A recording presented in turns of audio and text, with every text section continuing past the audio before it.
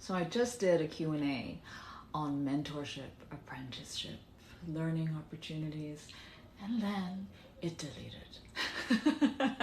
So I'm just gonna get to some highlights here because I know that this is a very important thing for a lot of you, and so I should have something on it.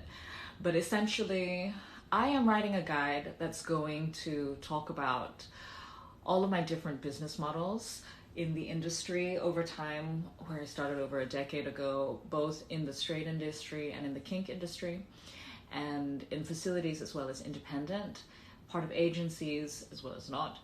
And so that will hopefully be useful as a resource for all of you to understand what my price points were, to understand what the highlights were, to understand what the lowlights were, and the things that I have taken from them. But in terms of one-on-one opportunities, I haven't done that in a while now. I might start to consider it again, but I need to figure out whether it will be worth my time, because at the moment I have a lot of other things going on that are very valuable to me. So what were the other highlights from the Q&A? So I think for me, I'm very curious why all of you are so curious to do what I do right now, because there's a lot of you and it's a very difficult job, and it takes a lot of soft, nuanced skills that take a lot of time and sometimes pain to learn.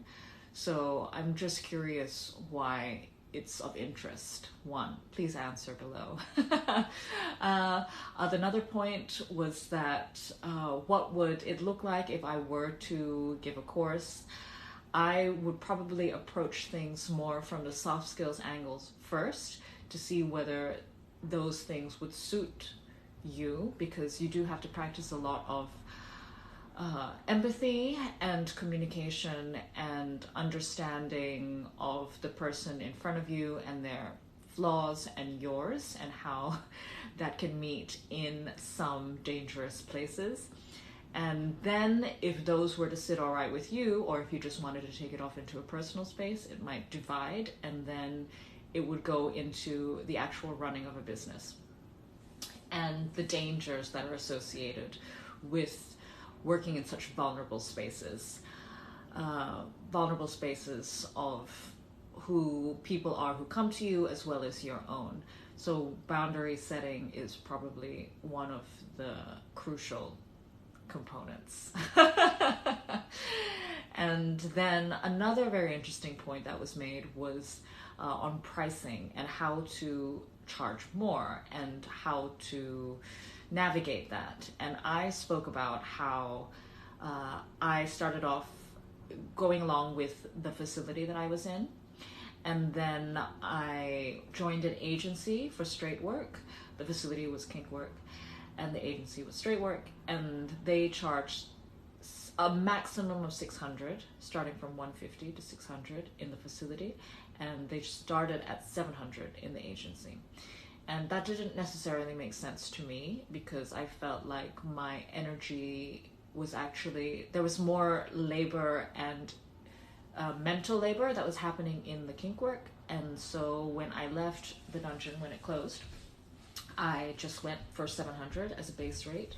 And it wasn't until a partner of mine said, you know, you're always exhausted and you're totally booked out all the time. Why have you never thought about raising your rate? And then I thought, no, nobody's going to pay that.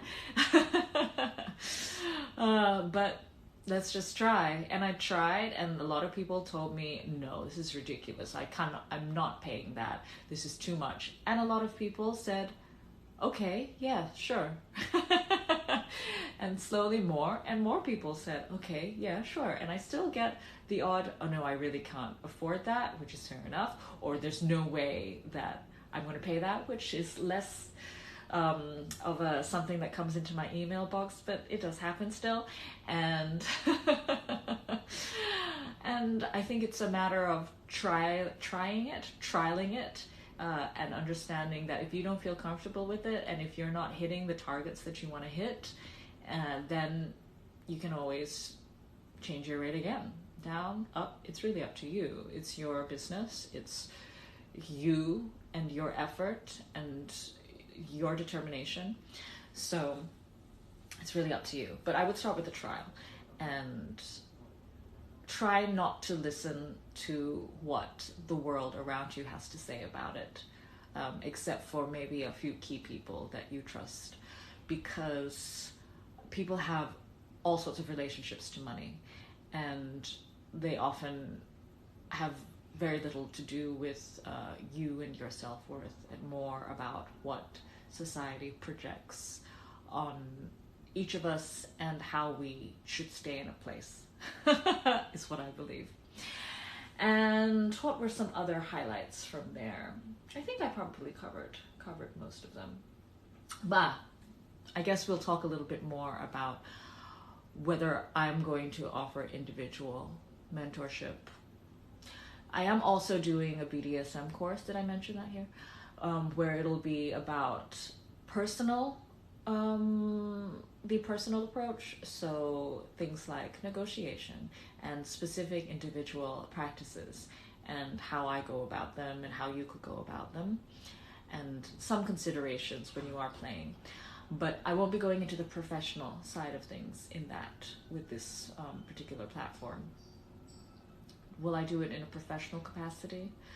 We shall see. But for now, I think the guide as an information resource is going to be very, very useful as something for you to draw upon. And maybe I'll consider the individual from there if somebody were to make me a proposition that's engaging and challenging enough for me to be interested. Maybe I'm more useful as a resource that can be shared amongst many than as an individual, because right now as an individual I charge quite a lot for my time, and I understand that that is not reachable for a lot of people, and I don't want to impose that upon people who are just starting out on their businesses. So perhaps I'm more suited to making our plight more widespread, perhaps. I don't know. What do you think? Feel free to ask me specifically, or to tell me specifically how I could be more useful for our community. Yeah, I think that's a question that I would love answered, actually. If you could help me do that, I would be very appreciative, because I want to be available. And I feel like I am through these Q&As and such, but if there's a way that I could do that better, in a way that would be even more valuable to you, then please feel free to let me know.